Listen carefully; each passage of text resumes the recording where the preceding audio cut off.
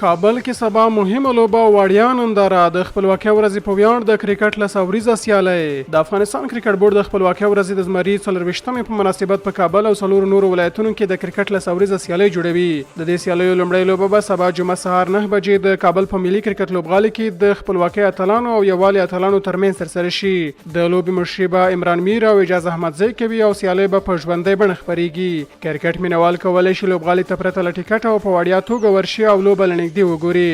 ورپسې به د شنبې په ورځ په خوست، ننګرهار، کندوز او کندهار کې هم د اړوند ولایتونو د غوره لوبډلو ترمنځ له اوریزې سیالۍ ترسره شي.